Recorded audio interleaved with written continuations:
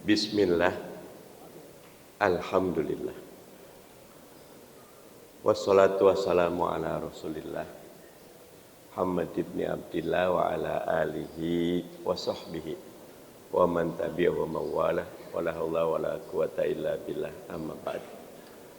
Para asatid wal ustadzat, para alim ulama, tokoh masyarakat, para rektor, para dosen, para karyawan, hadirin wal hadirat, teman-teman mahasiswa khususnya, hayyikum bitahiyatil Islam. Assalamualaikum warahmatullahi wabarakatuh. Yang pertama, mari sama-sama kita ucapkan hamdalah, alhamdulillahirabbil alamin, atas segala nikmat, kebaikan, rahmat, rezeki yang Allah turunkan kepada kita. Semoga Ramadan kita menjadi Ramadan yang terbaik di sisi. Amin ya rabbal alamin.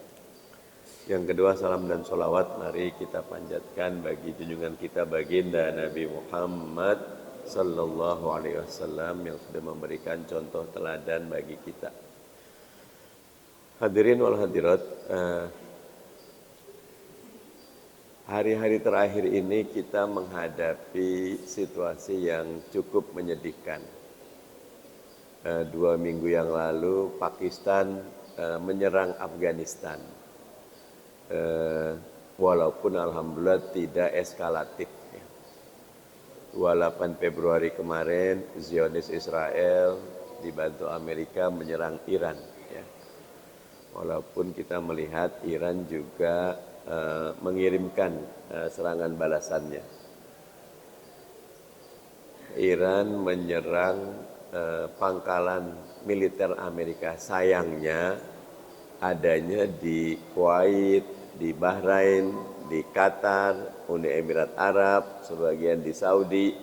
Jadi seolah terjadi pertempuran antar sesama negeri yang mayoritasnya Muslim. Tentu ini menyedihkan.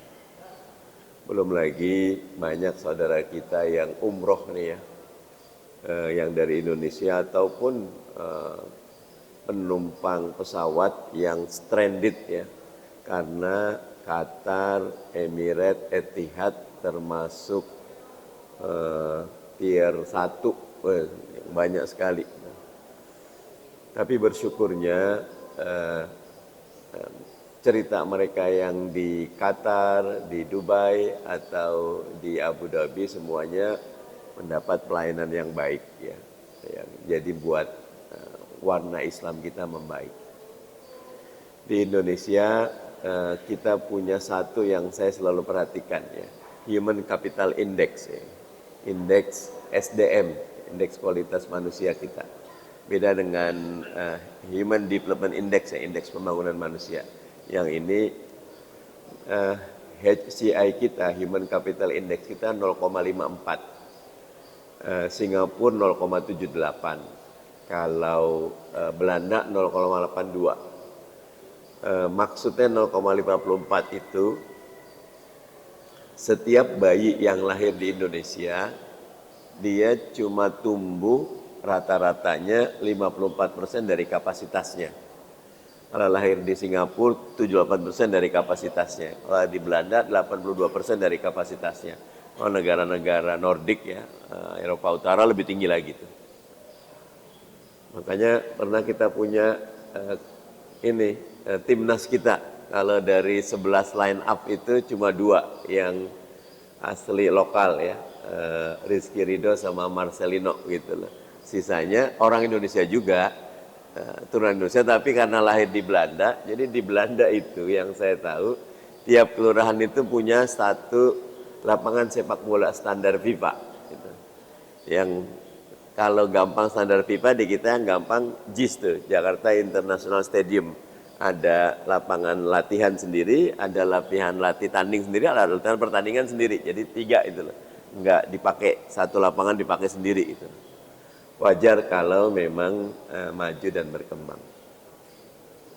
Dari 2 cerita ini saya cuma ingin membuat satu kesimpulan yang mungkin sangat umum, bahwa kita umat Islam masih jauh dari apa yang Allah harapkan. Kuntum khaira ummatin, kalian adalah umat yang terbaik.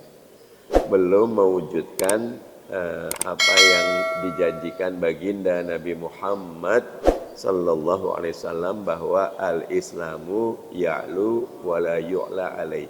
Islam itu tinggi dan tidak ada yang lebih tinggi dari Islam. Ada banyak sebab, tapi di kesempatan yang singkat ini saya ingin mengutip surat Al-Baqarah ayat 165 ya. Surat 2 165. Kalau gampangnya 2165 gitu ya. Apa isinya? Di sini Allah mengingatkan wa minan nasi may yattakhidhu min dunillahi andada. Sebagian manusia ada yang menyembah tandingan-tandingan selain Allah. Yuhibbuhum kahubbillah. Mereka mencintai tandingan-tandingan selain Allah itu seperti mereka mencintai Allah. Jadi dia cinta Allah, sholat juga, puasa juga, zakat juga, tapi cinta juga tandingan selain Allah.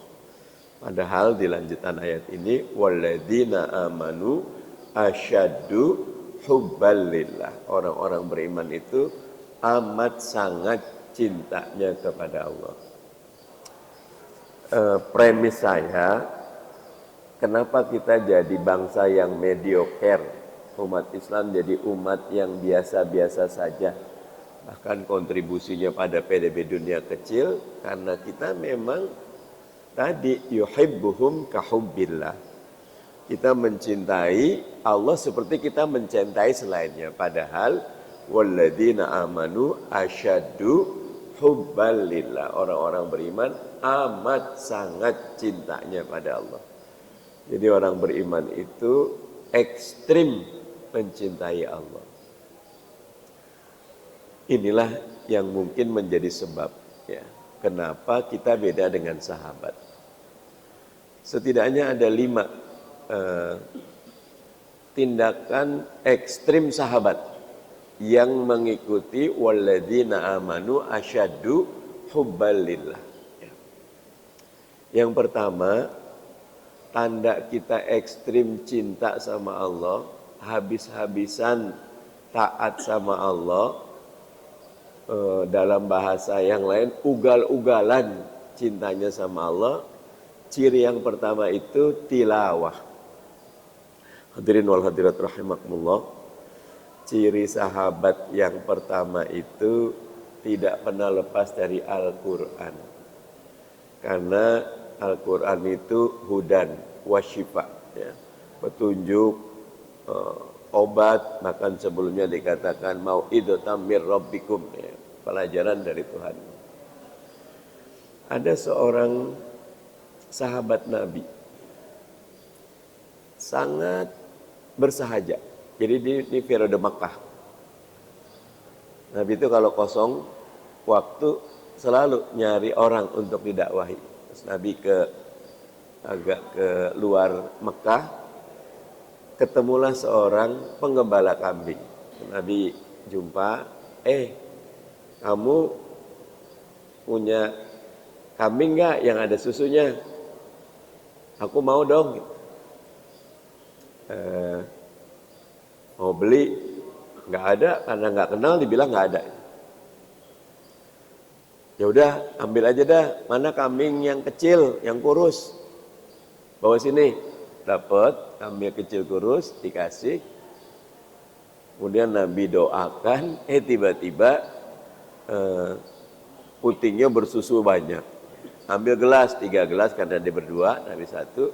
Bismillah minum. Bayar, Nabi pulang. Sahabat penggembala kambing ini bengong gimana cerita. Besoknya dia datengin ke Mekah, karena dia di luar kota, di luar Mekah. Nabi lagi doa di samping Ka'bah. Ini masih belum dakwah jahriyah ya, belum dakwah terbuka. Masih di awal. Ingat gak aku yang kemarin menggembala kambing? Oh ingat. Aku mau dong diajarin biar bisa kambingku gemuk gitu.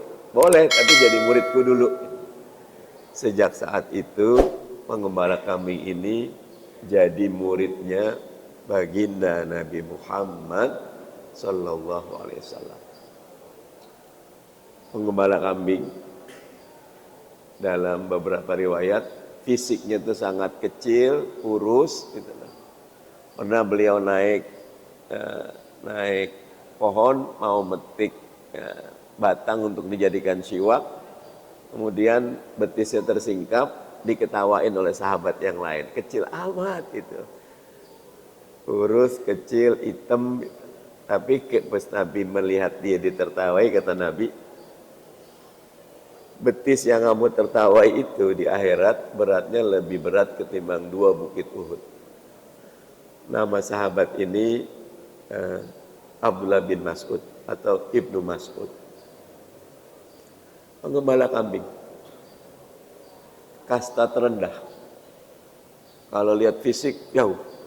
Tapi belakangan Ibnu Mas'ud ini menjadi raksasa sesudah Rasul wafat. Dia bikin sekolah Quran, lahir dari tangan Ibnu Mas'ud, dari Qurannya Ibnu Mas'ud itu 4.000 ulama besar. Termasuk belakang-belakang itu 4 imam kita. Maliki, Hambali, Hanafi, Syafi'i itu lahir dari jalurnya Ibnu Mas'ud.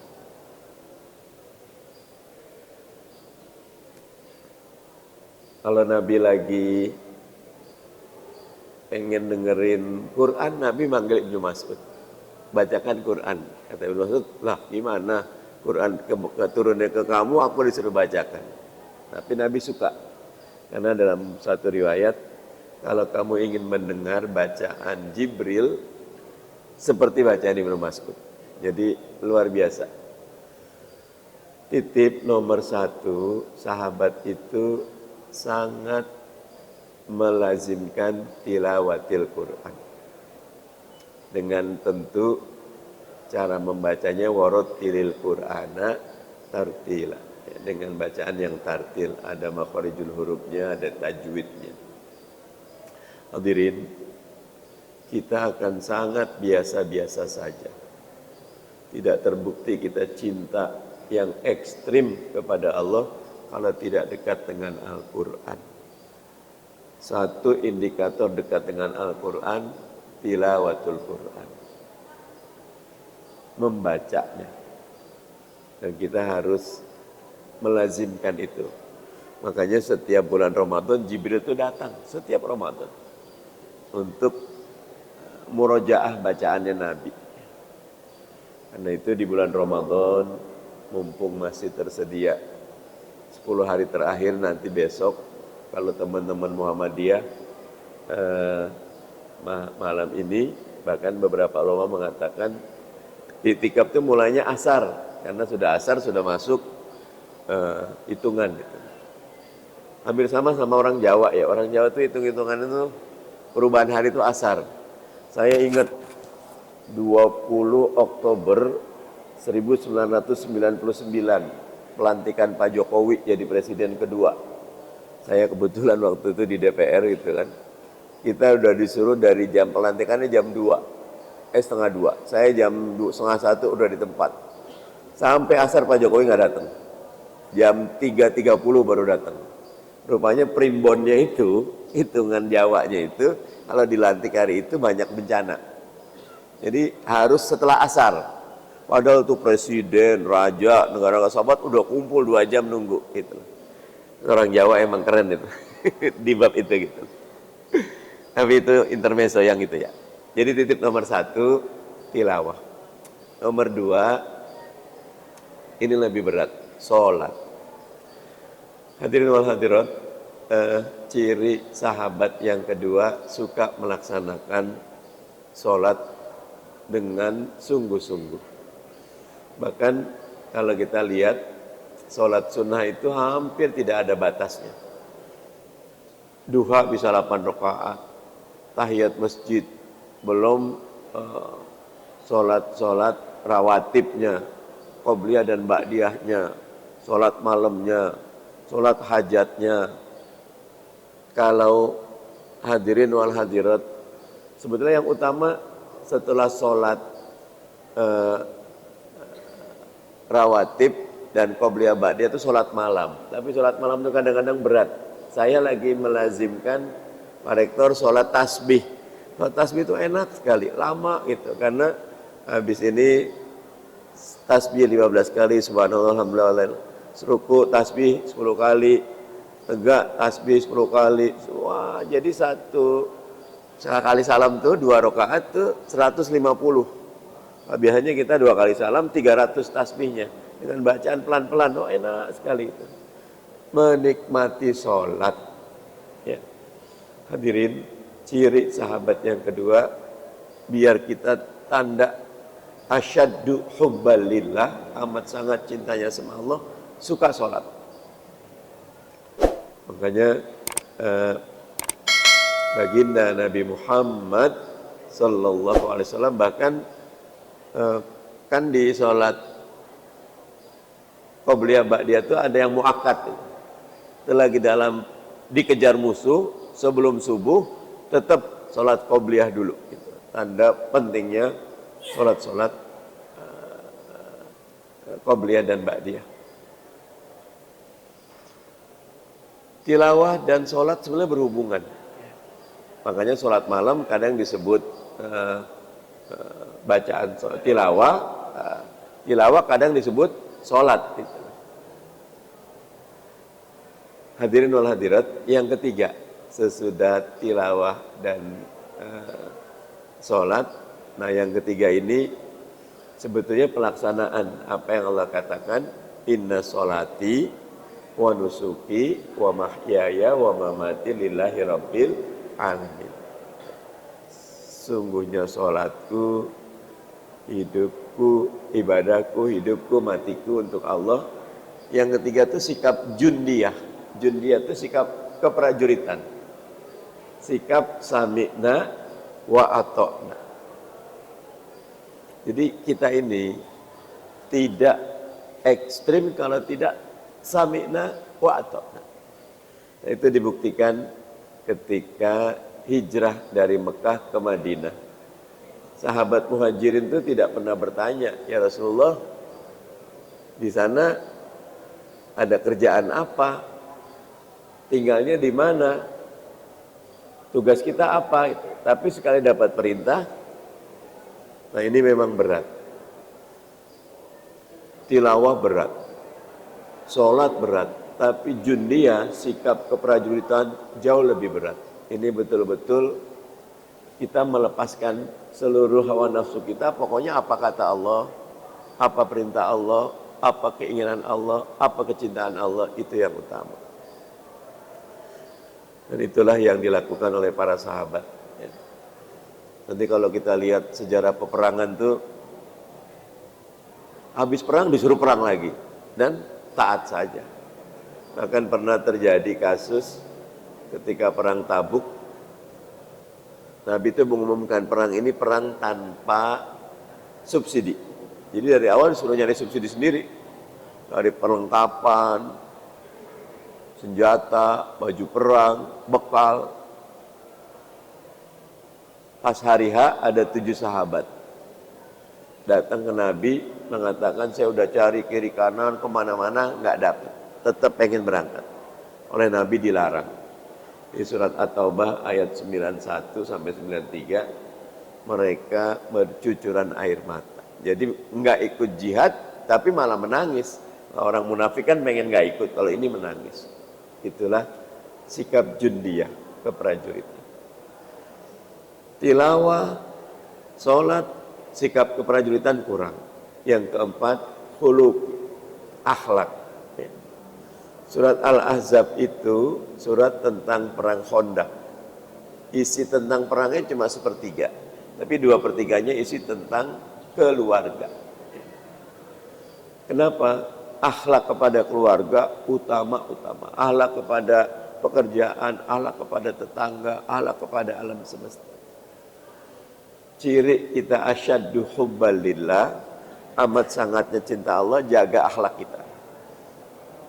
Tahan marah, tidak mudah ikut hawa nafsu, lawan godaan hawa nafsu semua. Itu bagian dari walladzina amanu asyaddu hubballillah. Tiga yang pertama, tilawah, sholat, jundia itu betul-betul hablum minallah. Tapi yang khuluq ini hablum minannas. Betul-betul perbaiki hubungan kita dengan manusia dan alam. Tapi tidak sempurna kecuali ditutup dengan yang kelima. Yang kelima itu basyatoh. Basyatoh itu sederhana, fleksibel. Kalau orang Jawa sumeleh katanya ya. Apa? Ikut aja. Kadang-kadang disuruh tugas di ruang tamu, siap. Kadang dapat tugas jadi satpam, siap. Kadang dapat tugas di dapur, siap. Kadang dapat tugas di toilet, siap. Jadi yang keempat, yang kelima ini sikap dalam organisasi untuk menghidupkan Islam.